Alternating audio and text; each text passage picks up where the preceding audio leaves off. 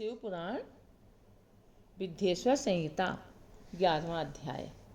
शिवलिंग की स्थापना और पूजन विधि का वर्णन। ऋषियों ने पूछा, सूत जी, शिवलिंग की स्थापना कैसे करनी चाहिए तथा उसकी पूजा कैसे, किस काल में तथा किस देव्य द्वारा करनी चाहिए। सूत जी ने कहा, महर्षियों, मैं तुम लोगों के लिए इस विषय का वर्णन करता हूँ। इसे ध्यान से सुनो और समझो।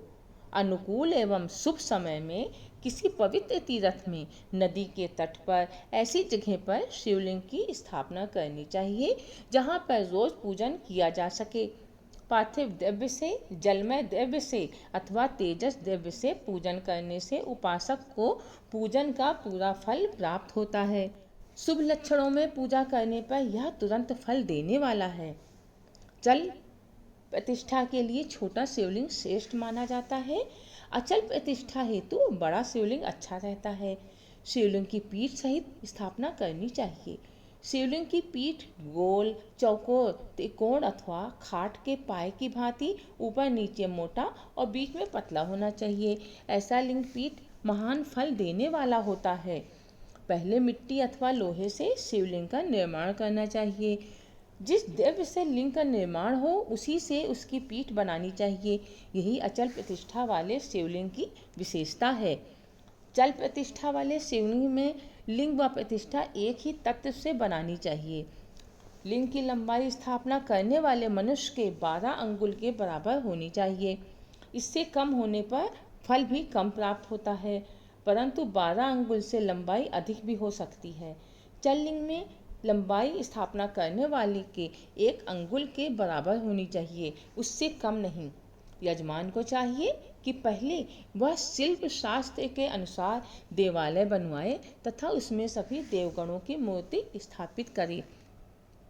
देवालय का गर्भगृह सुंदर, सुदृढ़ और स्वच्छ होना चाहिए। उसमें पूरब और पश्चिम में 2 मुख्य द्वार होने चाहिए। जहाँ शिवलिंग की स्थापना करनी हो उस स्थान के गर्त में नीलम, लाल वैदियु, श्याम, मरकत, मोती, मूंगा, गोमेद और हीरा, इन 9 रत्नों को वैदिक मंत्रों के साथ छोड़ें। 5 वैदिक मंत्रों द्वारा 5 स्थानों से पूजन करके अग्नि में आहुति दें और परिवार सहित मेरी पूजा करके आचार्य को धन से तथा भाई बंधुओं को मनचाही वस्तु से संतुष्ट करें। याचकों को सुवर्ण, गृह एवं भू संपत्ति तथा गाय आदि प्रदान करें। स्थावर जंगम सभी जीवों को यत्न पूर्वक संतुष्ट कर एक गड्ढे में सुवर्ण तथा 9 प्रकार के रत्न भरकर वैदिक मंत्रों का उच्चारण करके परम कल्याणकारी महादेव जी का ध्यान करें। तत्पश्चात नाद घोष से युक्त महामंत्र ओमकार का उच्चारण करके गड्ढे में पीठ युक्त शिवलिंग की स्थापना करें। वहाँ परम सुंदर मूर्ति की भी स्थापना करनी चाहिए तथा भूमि संस्कार की विधि जिस प्रकार शिवलिंग के लिए की गई है उसी प्रकार मूर्ति की प्रतिष्ठा भी करनी चाहिए। मूर्ति की स्थापना अर्थात प्रतिष्ठा पंचाक्षर मंत्र से करनी चाहिए। मूर्ति को बाहर से भी लिया जा सकता है, परंतु वह साधु पुरुषों द्वारा पूजित हो। इस प्रकार शिवलिंग व मूर्ति द्वारा की गई महादेव जी की पूजा शिव पद प्रदान करने वाली है। स्थावर और जंगम से लिंग भी 2 तरह का हो गया है। वृक्षलता आदि को स्थावर लिंग कहते हैं और कृमि कीट आदि को जंगम लिंग। स्थावर लिंग को सींचना चाहिए तथा जंगम लिंग को आहार एवं जल देकर तृप्त करना चाहिए। यूं चराचर जीवों को भगवान शंकर का प्रतीक मानकर उनका पूजन करना चाहिए।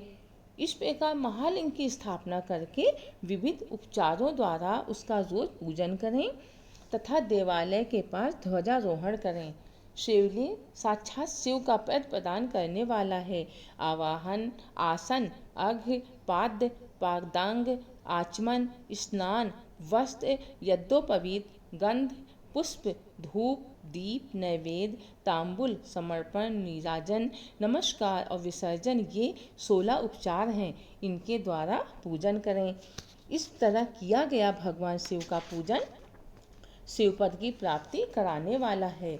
सभी शिवलिंगों की स्थापना के उपरांत चाहे वह मनुष्य द्वारा स्थापित ऋषियों या देवताओं द्वारा अथवा अपने आप प्रकट हुए हों, सभी का उपयुक्त विधि से पूजन करना चाहिए, तभी फल प्राप्त होता है।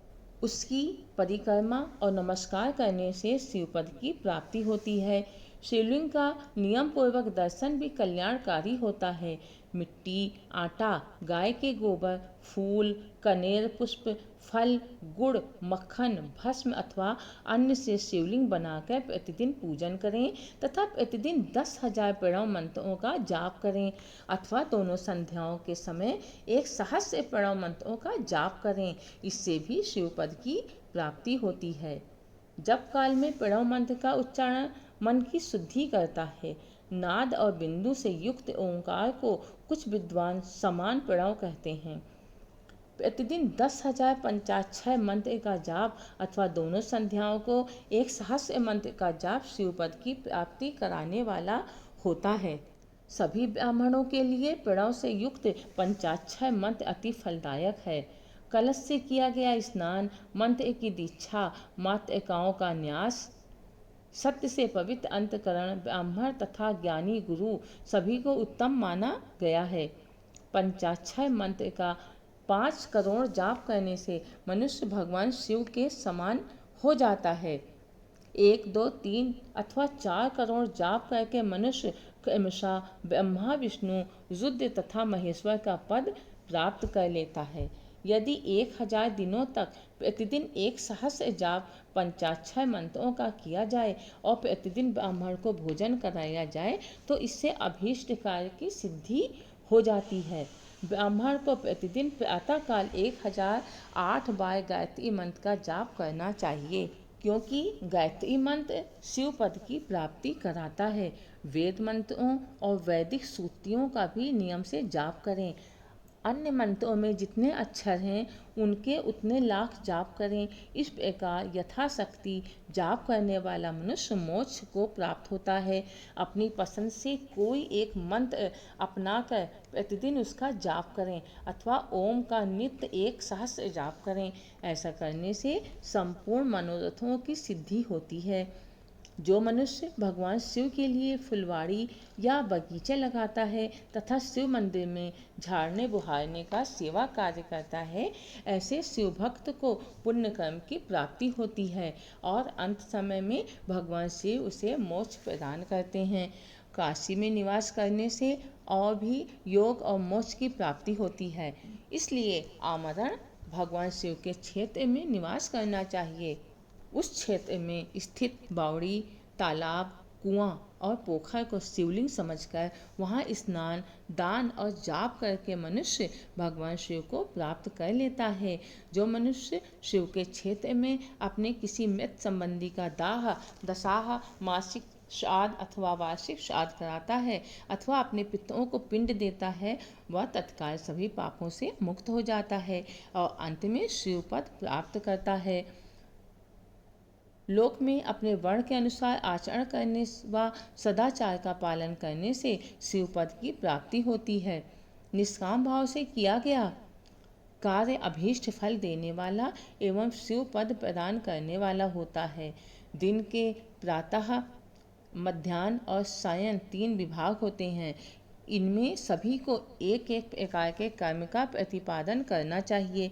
प्रातःकाल रोजाना दैनिक शास्त्र कर्म, मध्याह्न सकाम कर्म तथा सायंकाल शांति कर्म के लिए पूजन करना चाहिए। इसी प्रकार रात्रि के 4 प्रहर होते हैं। उनमें से बीच के 2 प्रहर निशीथ काल कहलाते हैं। इसी काल में पूजा करनी चाहिए, क्योंकि ये पूजा अभीष्ट फल देने वाली है। कलयुग में कर्म द्वारा ही फल की सिद्धि होगी। इस प्रकार विधि पूर्वक और समयानुसार भगवान शिव का पूजन करने वाले मनुष्य को अपने कर्मों का पूरा फल मिलता है।